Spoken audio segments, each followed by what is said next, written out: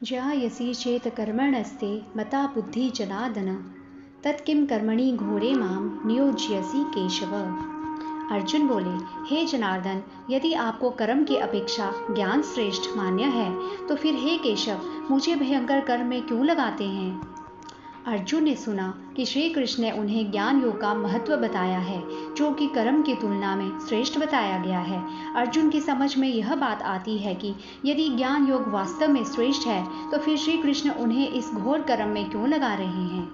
यह श्लोक अर्जुन की दुविधा को प्रकट करता है और यह प्रश्न उठाता है कि जब ज्ञान श्रेष्ठ है तो फिर कर्म क्यों करना चाहिए। इस प्रश्न का उत्तर आगे के श्लोकों में श्री कृष्ण देते हैं, जिससे कर्म योग का सिद्धांत स्पष्ट होता है।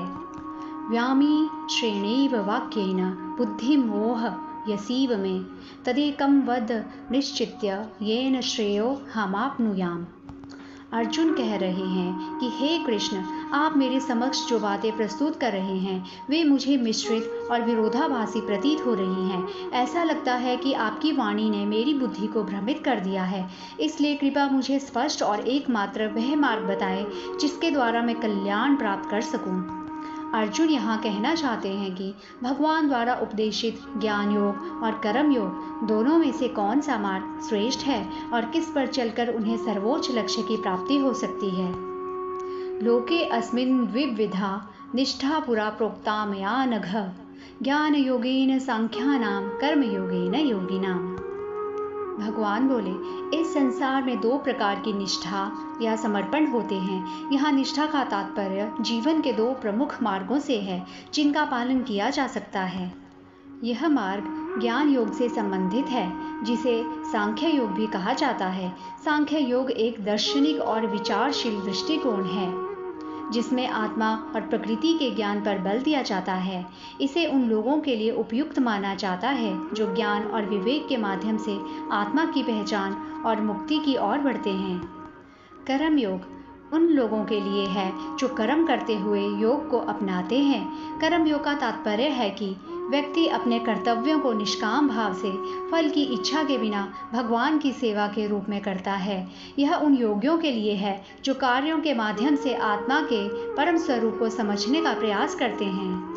श्री भगवान इस श्लोक में यह स्पष्ट कर रहे हैं कि संसार में जीवन के दो प्रमुख मार्ग हैं, ज्ञान और कर्म। इन दोनों मार्गों का उद्देश्य आत्मा की मुक्ति है और प्रत्येक मार्ग का पालन करने वाला व्यक्ति अपनी स्थिति और प्रकृति के अनुसार इनका अनुसरण करता है। ज्ञान योग ज्ञान के माध्यम से आत्मा की वास्तविकता को समझता है, जबकि कर्म योग कार्यों के माध्यम से जीवन की सफलताओं की ओर बढ़ता है। न कर्मणामनारंभानेश अमर्यं पुरुषो शनुते न च संन्यसनादेव सिद्धिं समधिगच्छति। भगवान श्री कृष्ण ने बताया है कि कर्म के बिना और कर्म करने से बचकर कोई भी व्यक्ति ना तो निष्कामता प्राप्त कर सकता है और न ही संन्यास द्वारा सिद्धि प्राप्त कर सकता है। जो व्यक्ति कर्म करने से बचता है या कर्म करने का आरंभ नहीं करता, वह निष्कामता को प्राप्त नहीं कर सकता। निष्कामता का अर्थ है कर्मों से जुड़े बंधनों से मुक्त होना। कर्म करने से बचना इसका उपाय नहीं है और केवल संन्यास द्वारा कोई भी सिद्धि या आत्म साक्षात्कार प्राप्त नहीं किया जा सकता। भगवान श्री कृष्ण यहाँ स्पष्ट कर रहे हैं, कर्म से बचना या कर्मों को छोड़ देना सिद्धि प्राप्ति का मार्ग नहीं है। सच्ची सिद्धि तब प्राप्त होती है जब कर्मों को अपनी योग्यता और सही दृष्टिकोण के साथ किया जाए। संन्यास केवल कर्मों को त्यागने का एक तरीका हो सकता है, लेकिन इससे आत्मज्ञान और मोक्ष की प्राप्ति नहीं होती। सही मार्ग वह है जहाँ कर्म को सही रूप में किया जाए और कर्मों का फल भगवान पर समर्पित कर दिया जाए। न हि कश्चित् क्षणमपि चातु तिष्ठत्य कर्म कृत कार्यते ह्यवशः कर्म सर्वः प्रकृति चैर्गुणैः। निसंदेह कोई भी मनुष्य किसी भी काल में क्षण मात्र के बिना कर्म किए नहीं रहता, क्योंकि सारा मनुष्य समुदाय प्रकृति जनित गुणों द्वारा परवश हुआ कर्म करने के लिए बाध्य किया जाता है। हर व्यक्ति किसी न किसी प्रकार के कर्म करता है, क्योंकि कर्म करना उसके स्वभाव का हिस्सा है। यहाँ कर्म से तात्पर्य उन सभी क्रियाओं से है जो मन, वचन और शरीर द्वारा की जाती है। ये कर्म उसके प्राकृतिक गुणों और स्वभाव द्वारा प्रेरित होते हैं। इस प्रकार श्लोक हमें यह समझाता है कि कर्म करना स्वाभाविक और अनिवार्य है। कोई भी व्यक्ति अपने स्वभाव के अनुसार कर्म करता है। और यह कर्म उसकी प्रकृति और गुणों द्वारा प्रेरित होते हैं। कर्मेन्द्रियाणि संयम्य य आस्ते मनसा स्मरन् इंद्रियार्थान विमूढ़ात्मा मिथ्याचारः स उच्यते। इसमें भगवान कर्म योग के सिद्धांत को समझाते हैं। इस श्लोक में भगवान कहते हैं, जो व्यक्ति अपने कर्म इंद्रियों अर्थात शरीर के अंग को तो नियंत्रण में रखता है, लेकिन मन से वह इंद्रिय विषयों की कल्पना करता है, वह वास्तव में एक मिथ्याचारक कहलाता है। जो व्यक्ति जैसे अपने आंख, कान, हाथ, पैर आदि को संयमित करता है और उनकी गतिविधियों को नियंत्रित करता है, परंतु उसका मन इंद्रिय विषयों भोगों के बारे में सोचता और कल्पना करता रहता है, ऐसा व्यक्ति जो केवल बाहरी तौर पर नियंत्रण दिखाता है, लेकिन वास्तव में इंद्रिय विषयों की इच्छा और कल्पना में ही लिप्त रहता है, इस प्रकार का व्यक्ति वास्तव में मिथ्याचारक होता है। वह केवल दिखावे के लिए आचार व्यवहार करता है और उसके वास्तविक चरित्र में कोई सच्चाई नहीं होती। इस श्लोक के माध्यम से भगवान समझाते हैं कि केवल बाहरी आचरण की शुद्धता ही पर्याप्त नहीं है, बल्कि आंतरिक रूप से भी व्यक्ति को शुद्ध और नियंत्रित होना चाहिए। सच्चा साधक वह है जो अपने मन और इंद्रियों को भी सही दिशा में लगाता है, न ही केवल बाहरी नियंत्रण के द्वारा। यस्तित्व नंद्रियाणि मनसा नियम भार भरेते अर्जुनः कर्मेन्द्रियः कर्म योग मस्तकः स विशिष्यते। इस श्लोक में भगवान अर्जुन को समझाते हैं, जो व्यक्ति अपने इंद्रियों को और मन को नियंत्रित करके कर्म करता है, वह वास्तव में श्रेष्ठ होता है।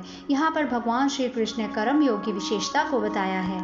जब व्यक्ति अपने मन और इंद्रियों को कर्म में संलग्न करता है, लेकिन उन पर कोई आसक्ति नहीं दिखाता, तो वह कर्म योगी बन जाता है और ऐसे व्यक्ति को विशेष स्थान प्राप्त होता है। ऐसा व्यक्ति केवल धर्म और कर्तव्य की भावना से कर्म करता है, न कि फल की प्राप्ति के लिए।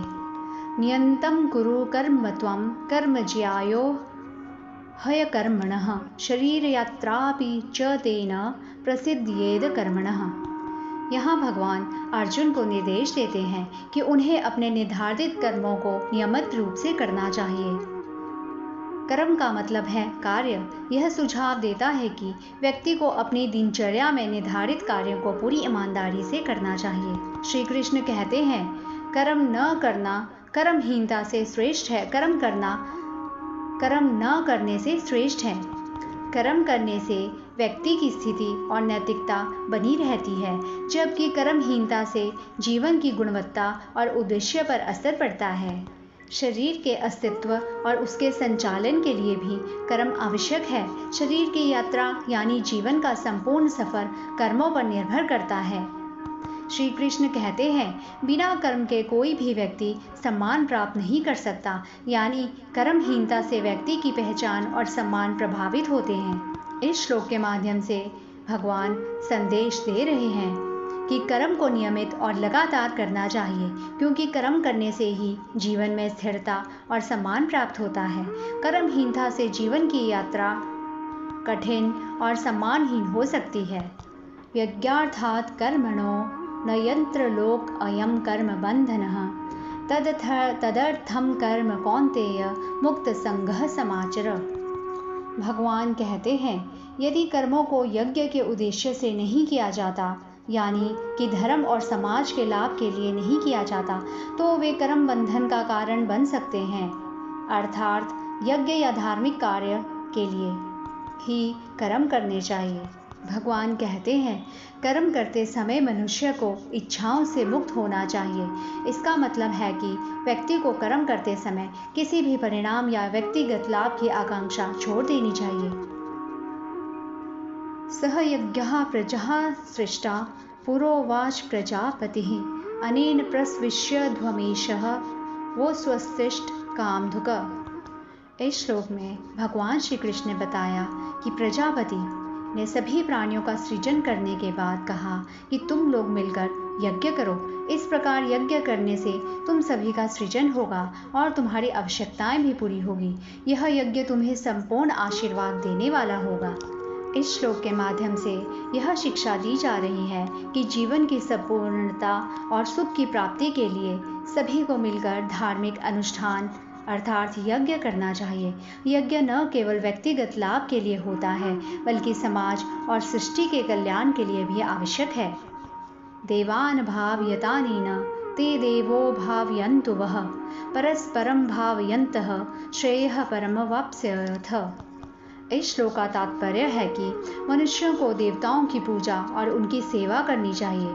जब लोग देवताओं की पूजा करते हैं तो देवता भी उनकी सेवा करते हैं और उन्हें आशीर्वाद प्रदान करते हैं। यह आपसी सहयोग और समर्थन का एक चक्र बनता है जिसमें देवता और मनुष्य दोनों एक दूसरे की भलाई के लिए प्रयास करते हैं। इस प्रकार परस्पर सहयोग और सहायता के माध्यम से अंततः दोनों ही अति उत्तम परिणाम प्राप्त करते हैं।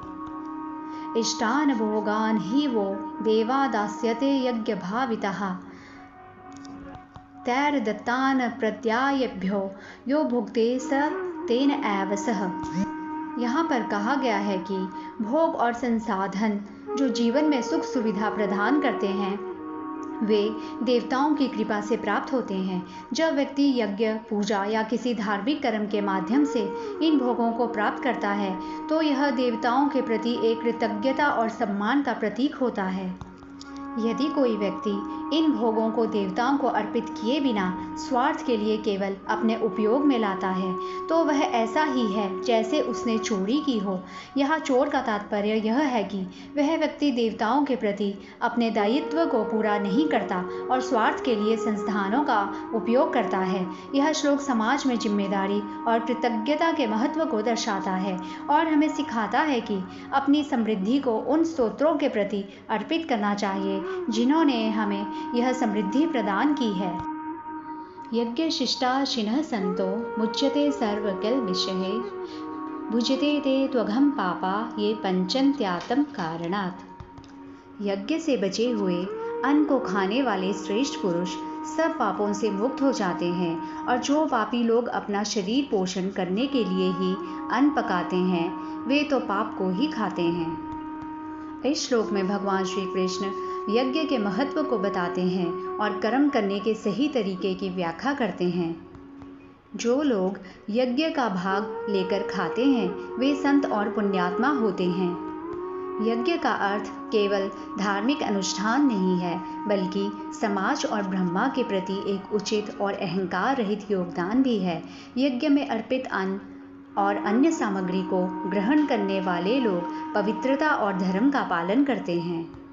जो लोग केवल अपने स्वयं के लिए खाना बनाते हैं और दूसरों के लिए कुछ भी नहीं छोड़ते वे पाप के भागी होते हैं, अर्थात वे अपने कर्मों में स्वार्थी होते हैं और समाज के प्रति कोई योगदान नहीं करते।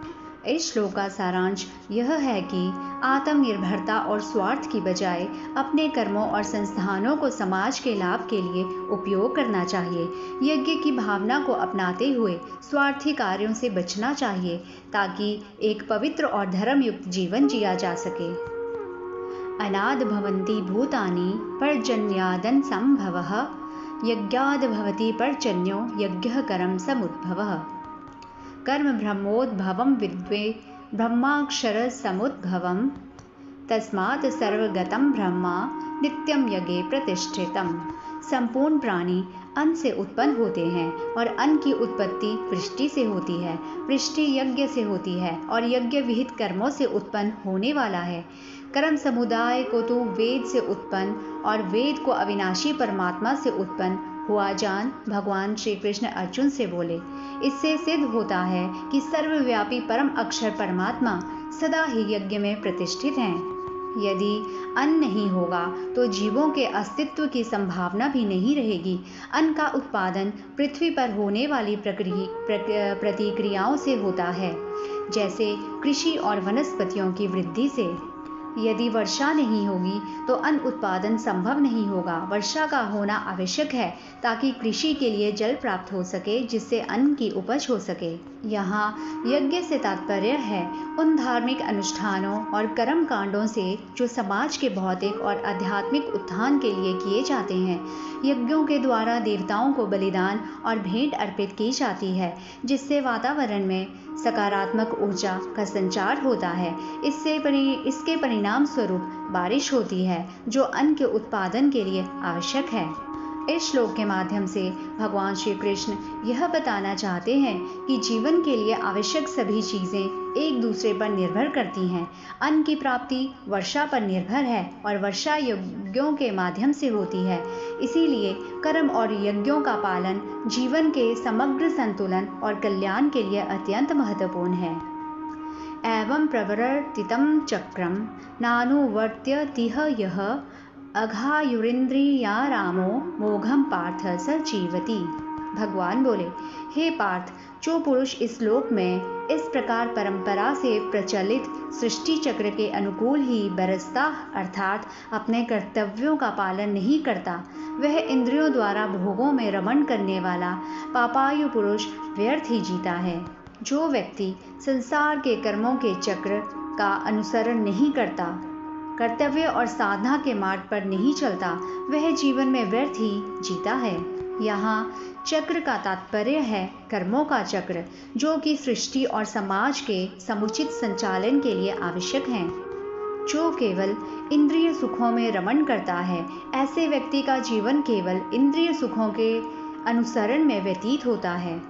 ऐसा व्यक्ति व्यर्थ ही जीता है, क्योंकि उसने जीवन का वास्तविक उद्देश्य, जो कर्म और धर्म के माध्यम से मोक्ष की प्राप्ति है, समझा ही नहीं। इस श्लोक के माध्यम से भगवान सिखाना चाहते हैं कि केवल इंद्रिय सुखों की पूर्ति में लिप्त रहना कर्म योग और धर्म के पालन के बिना जीवन को अमूल्य और व्यर्थ बना देता है। कर्म योग का पालन करने से ही व्यक्ति अपने जीवन को सार्थक और पूर्ण बना सकता है। यस्त्वातं व्रतिरेव स्यादातं तृप्तश्च मानवः आत्मन्येव च संतुष्टस्य कार्यं न विद्यते। परंतु जो मनुष्य आत्मा में ही रमण करने वाला और आत्मा में ही तृप्त तथा आत्मा में ही संतुष्ट हो, उसके लिए कोई कर्तव्य नहीं है। जो व्यक्ति अपने आप में पूर्णता और आनंद अनुभव करता है, जिसे बाहरी वस्तुओं और परिस्थितियों की अपेक्षा नहीं होती, वह आत्मरति में रहता है। ऐसे व्यक्ति को बाहरी सुख की खोज की आवश्यकता नहीं होती, क्योंकि वह अपने भीतर ही संतोष और आनंद पाता है। श्लोक में संदेश है कि जब कोई व्यक्ति आत्मज्ञान और आत्मानंद में स्थित होता है, तो उसे किसी बाहरी क्रिया की आवश्यकता नहीं होती।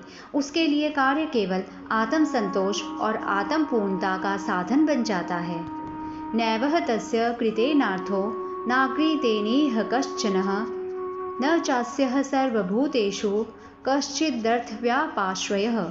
उस महापुरुष का इस विश्व में न तो कर्म करने से कोई प्रयोजन रहता है और न कर्मों के न करने से ही कोई प्रयोजन रहता है, तथा संपूर्ण प्राणियों में भी इसका किंचित मात्र भी स्वार्थ का संबंध नहीं रहता। इसका मुख्य उद्देश्य यह है कि कर्मों का फल केवल अपने कर्तव्य की निष्ठा से संबंधित होता है और किसी भी कर्म का फल न तो किसी को लाभ पहुंचाता है और न ही किसी को हानि।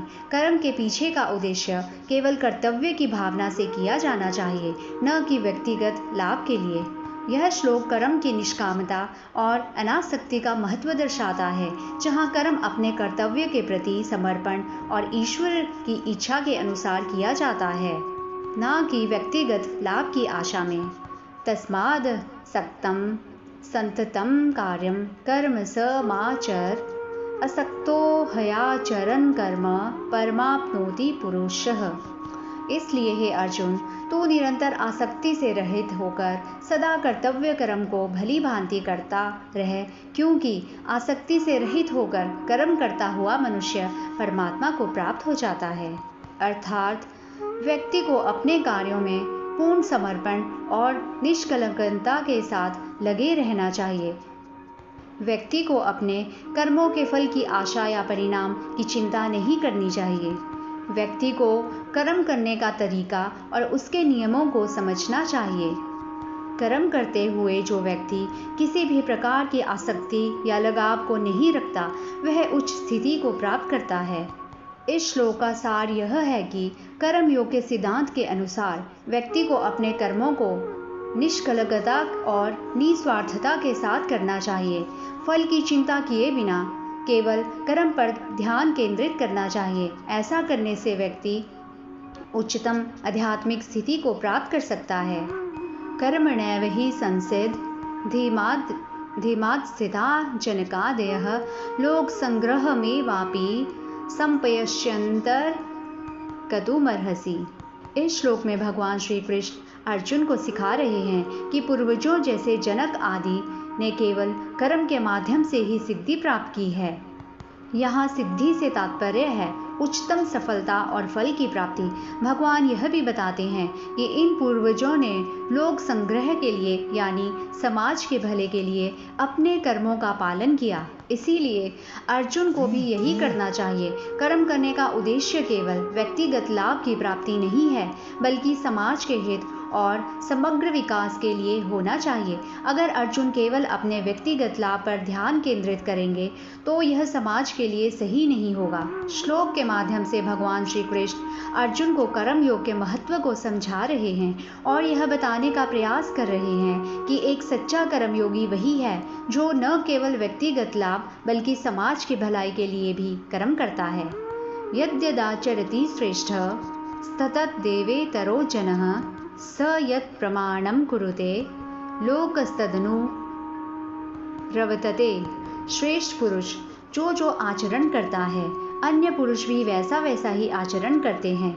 वह जो कुछ प्रमाण कर देता है समस्त मनुष्य समुदाय उसी के अनुसार बरतने लग जाता है।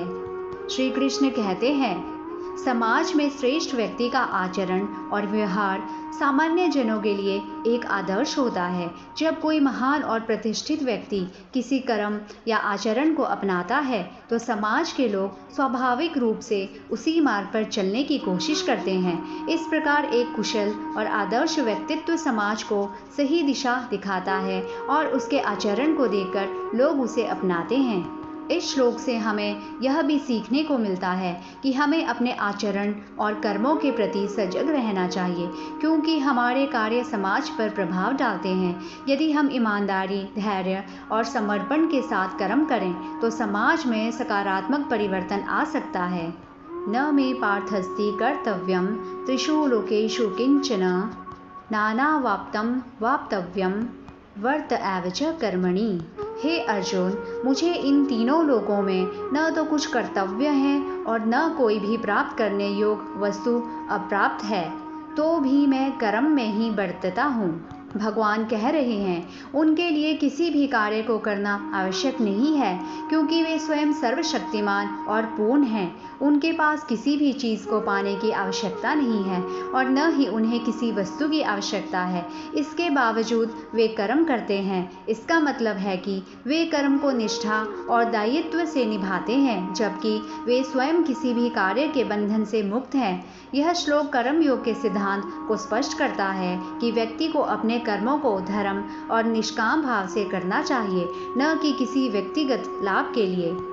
यदि हम न वर्तेयं जातो कर्मण्य तन्द्रितः मम वर्तमानुवर्तन्ते मनुष्यः पार्थ सर्वशः। भगवान बोले, हे पार्थ, यदि कदाचित मैं सावधान होकर कर्मों से न बरतूं तो बड़ी हानि हो जाए, क्योंकि मनुष्य सब प्रकार से मेरे ही मार्ग का अनुसरण करते हैं। भगवान अर्जुन से कह रहे हैं यदि जो स्वयं कर्मों का पालन नहीं करूँगा, कभी भी कर्मों में सक्रिय नहीं रहता, तो इस संसार में लोग भी कर्मों को छोड़ देंगे और कर्मों में निष्क्रिय हो जाएंगे। इस प्रकार मेरे कर्म न करने की स्थिति से सारे लोग प्रभावित होंगे और उनका कर्तव्य पालन भी प्रभावित होगा। भगवान यहाँ स्पष्ट कर रहे हैं कि वे स्वयं कर्मों के आदर्श उदाहरण हैं और उनके बिना इस संसार के कर्मशीलता की धारणा ही बदल जाएगी। उनका कर्म योग की ओर प्रेरित होना सभी के लिए एक आदर्श है। इस प्रकार यह श्लोक हमें यह समझाता है कि व्यक्तिगत कर्म का पालन समाज में सकारात्मक प्रभाव डालता है और एक आदर्श नेतृत्व के रूप में कार्य करता है।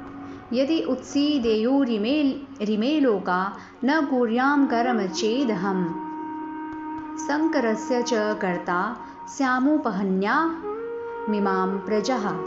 इसलिए भगवान बोले, यदि मैं कर्म न करूं तो ये सब मनुष्य नष्ट भ्रष्ट हो जाएंगे और मैं सकर्ता का करने वाला हो जाऊंगा तथा इस समस्त प्रजा को नष्ट करने वाला बन जाऊंगा। यहाँ भगवान कहते हैं यदि मैं कर्म न करूं तो तो ये सभी जगत के लोग नष्ट हो जाएंगे। यदि मैं कर्म नहीं करूँगा तो यह संसार अपने आप में बिखर जाएगा और अस्तित्वहीन हो जाएगा। यदि मैं कर्म नहीं करूँगा तो मैं उन समस्याओं का कारण बन जाऊँगा जो समाज में अशांति और असंतुलन पैदा करेंगी। श्लोक के माध्यम से भगवान सिखा रहे हैं कि कर्म का महत्व केवल व्यक्तिगत नहीं है, बल्कि यह समाज और विश्व की भलाई के लिए भी आवश्यक है। यदि एक व्यक्ति, विशेषकर जो उच्च स्थान पर है या जिम्मेदारी वाले पद पर है, अपने कर्तव्यों से भागता है तो इसका असर व्यापक रूप से समाज पर पड़ेगा। इसलिए हर व्यक्ति को अपने कर्मों को सही ढंग से निभाना चाहिए। सक्तः कर्मण्य विद्वांसो यथा कुर्वन्ति भारत कुर्याद्विन्दास थासक्तश्चि किरुषु लोक संग्रहम। हे अर्जुन, कर्म में आसक्त हुए अज्ञानी जन जिस प्रकार कर्म करते हैं, आसक्ति रहित विद्वान भी लोक संग्रह करना चाहता हुआ उसी प्रकार कर्म करें। अर्थात जो लोग कर्म के गहरे अर्थ को नहीं समझते, वे अपने कर्मों को केवल बाहरी रूप से निभाते हैं, जबकि जो ज्ञानवान व्यक्ति हैं उन्हें अपने कर्म समाज की भलाई और उसकी संगति बनाए रखने के लिए करने चाहिए। जिन लोगों को कर्म की सच्चाई का ज्ञान नहीं है, वे कर्मों को केवल बाहरी दृष्टिकोण से ही करते हैं। वे कर्म के प्रति अत्यधिक रुझान दिखाते हैं, लेकिन उनके कर्म का उद्देश्य सततः सच्चाई के प्रति निष्ठा और समाज के हित के लिए नहीं होता। उनका उद्देश्य केवल आत्म संतोष या व्यक्तिगत लाभ नहीं होना चाहिए, बल्कि समाज के समग्र कल्याण और संगति के लिए होना चाहिए।